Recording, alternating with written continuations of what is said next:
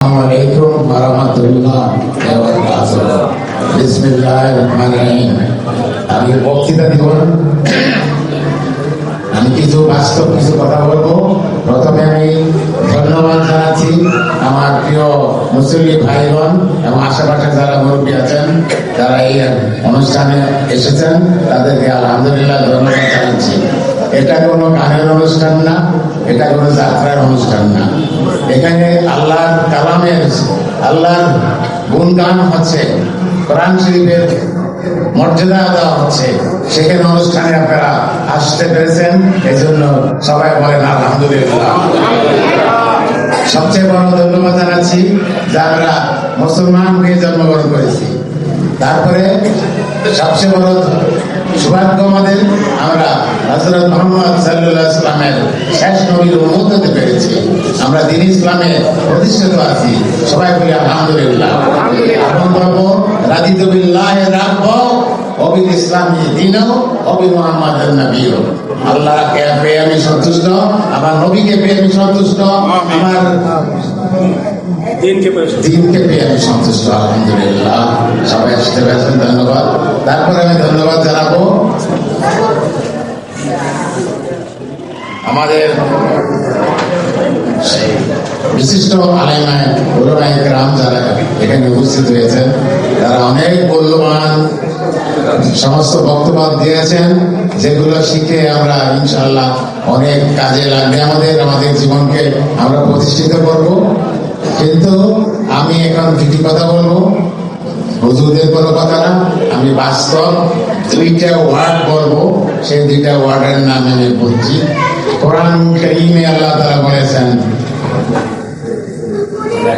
আলে ইমরানের 125 নম্বর আয়াতে, কুল্লু নাফসিন যায়কাতুল মাউত, প্রত্যেক প্রাণীকেই মৃত্যুবরণ করতে হবে। আমি মৃত্যু, এই দুটি ওয়ার্ড এই সম্বন্ধে আমি আপনাদের নসিহত করতে চাই। আপনারা অনেক কিছু শিখেছেন, সেগুলো শিখার ইনশাআল্লাহ তো থাকবেই। আমি শেষ দুটি কথা বলে সবাইকে আশ্চর্য করতে চাই, যদি এই দুটি ওয়ার্ডের মাধ্যমে আপনারা হেদায়েত পান। মৃত্যুটা, সেটা হলো মৃত্যু। আমি কোরআন আয়াত বলছি, মৃত্যু অবশ্যম্ভাবী। আপনি কি চিন্তা করেছেন, আমরা যুবক যারা, তারা মনে করি আমি এখন সুস্থ, আমার মৃত্যু হবে না। আমরা যারা বুড়া, তারাও মনে করি আমি অসুস্থ, হয় নাই, আমি এখন অনেকদিন বেঁচে থাকবো। সুতরাং মৃত্যুর কথা আমরা কেউ চিন্তা করি না, মৃত্যুকে নিয়ে আমরা চিন্তাই করি না। আজ থেকে আপনারা এই দুটি ওয়ার্ডের চিন্তা করুন, সেটা হলো মৃত্যু। মৃত্যুটা অবশ্যই আপনাকে মরতে হবে। কেন আমরা মৃত্যুর চিন্তা করি না? শয়তান আমাদের বলে, আর এখন অনেক বাড়ি ঘর এখন রয়ে গেছে, তোমার পাটনে উন্নতি করতে হবে, মেয়ে বিয়ে দেওয়া হচ্ছে না, এগুলো কর, তারপরে তওবা করে তুই মুসলমান হবি। তওবা তো তুই আল্লাহর রাস্তায় যাবি। শয়তানের কথায়, দুনিয়ার লোভে, পরিবর্তনের লোভে আমরা এত ব্যস্ত, মৃত্যুর কথা আমরা মনে করি না। মৃত্যু যখন এসে যাবে, আমরা যারা গুনাহগার আছি, আজরাইলকে দেখেই আমাদের মুখ বন্ধ হয়ে যাবে, শরীর অসুস্থ হয়ে যাবে, মুখ দিয়ে কথা বলতে পারবো না। সেই মৃত্যু দুদেশে যখন আমাদের সামনে একটা হাজির হবে, তখন আমরা আফসোস করতে থাকবো, হায় হায় কি করেছি আল্লাহ, কিছু করিনি, আল্লাহ আমাকে সময় দাও, আমি আবার নেক কাজ করি। আল্লাহ তাআলা থেকে আওয়াজ আসবে, সময় আর দেওয়া হবে না, না, তোমাকে বহুত সময় দেওয়া হয়েছে, তুমি সারা জীবনে কিছুই করতে পারোনি, এটাই তোমার শেষ।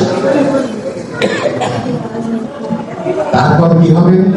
এই যে আমি এত বড় বাড়ি করেছি, আপনারা এত বড় সুন্দর বাড়ি ঘর করেছেন, এই বাড়ি ঘরে আপনার মৃত্যু হবে, সমস্ত আত্মীয় স্বজন আপনার জন্য কাঁদতে থাকবে, কান্নার পরে আপনাকে নিয়ে আসবে এই আঙিনায়, গ্যারেজে নিয়ে আসবে, এত সুন্দর বিছানা থেকে।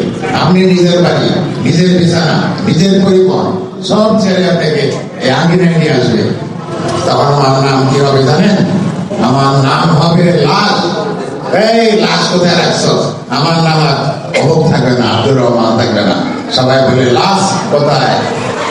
কিভাবে জীবন, সমস্ত জীবন আমি টাকার পিছনে, বিজনেসের পিছনে, পরিজনের পিছনে ব্যয় করেছি, কি হলো আজ আমার? আমি তো জাহান্নামে চলে যাবো। ইসরায়েলের যে সিটির যে চেহারা দেখলাম, সেটা আমার মনে হচ্ছে যে আমার অবস্থা খুবই খারাপ। এরপর আরো হবে মৃত্যুর পালা। গুণাগারের মৃত্যু জানেন কিরকম? কাটার বেঁধে ভিজা কাপড় রাখলে তাকে টানতে যে কষ্ট পায়, তার সে শত শত গুণ কষ্ট আমার জীবনে চলতে থাকবে।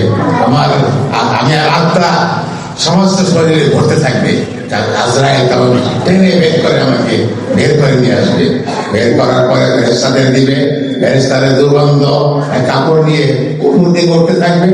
উপরে ফেরেশতারা বলবে, এর কার আত্মা নিয়ে আসছে দুর্গন্ধ মুক্ত। তখন বলা হবে, প্রভু না, তার করিয়ে নেই। তখন তার উপর থেকে আওয়াজ হবে, তাকে ইল্লিনে রেখে দাও, ইল্লিন। যাই হোক,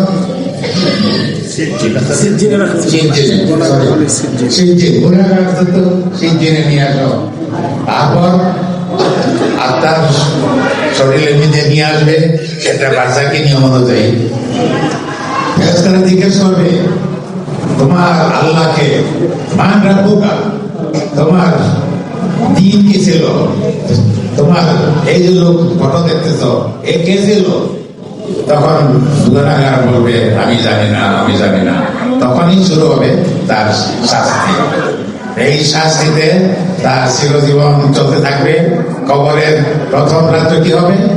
কবরে তার সেই বিছানায় দোষক নাই, আত্মীয় নাই, শরীর নাই, আমি একা।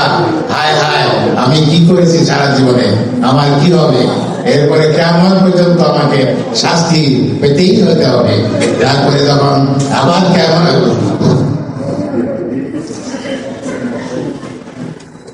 যখন শুরু হবে, তখন আবার আমাকে পুনরুজ্জীবিত করা হবে। পুনরুজ্জীবিত করে আমার হাসরের মাঠে আমাকে নেওয়া হবে।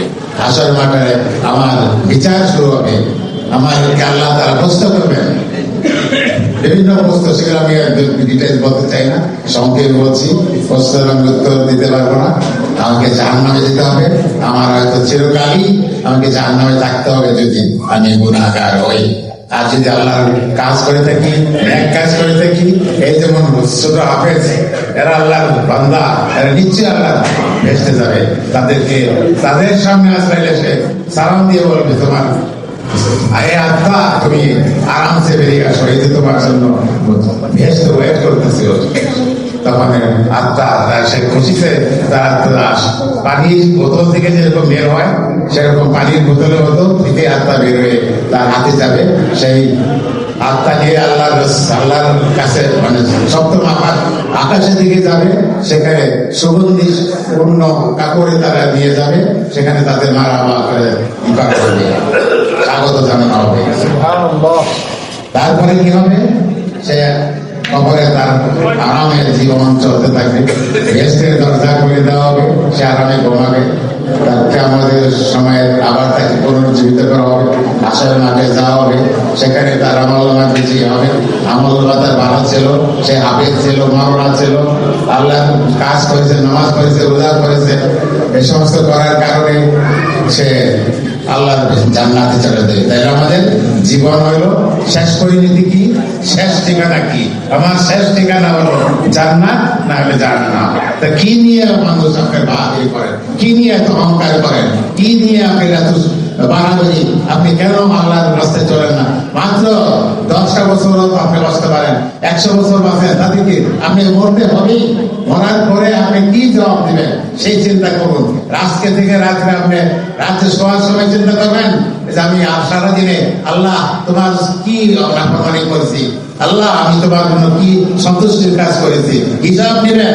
হিসাব নিয়ে যদি আপনি বলেন, আল্লাহ অনেক মিথ্যা কথা বলেছি, পাল্লা দিয়ে ওজন দিয়ে ইয়েদের ঠকাইছি, মিথ্যা কথা বলেছি, এগুলো তাহলে সবচেয়ে বড় তখন কি হবে? তওবা করা। যত বড় গুনাহ করেন, লা তাকনাতু মির রাহমাতিল্লাহ, আল্লাহ বলবে তোমার আমার যত বড় তুমি গুনাহ করছো, তুমি আমার রহমতের আশায় আসো, তুমি তওবা করো। তওবা করলে আল্লাহ মাফ করবেন। মৃত্যুর সময় আপনি তওবা করতে হবে না, আপনি তওবা করেন এবং এইভাবে আপনি জীবনটা পরিচালনা করেন। তারপর নামাজ, হজ, যাকাত একটু পড়বেন, হুজুরদের থেকে জিজ্ঞাসা করবেন, না জানলে সমস্ত বই আছে এগুলি পড়বেন। আল্লাহ আপনাদের সবাইকে আল্লাহ আমল করার তৌফিক দান করুন এবং মৃত্যুর চিন্তা করার তৌফিক দান করুন। সবাইকে ধন্যবাদ জানিয়ে আমার বক্তব্য শেষ করছি। আল্লাহ হাফেজ।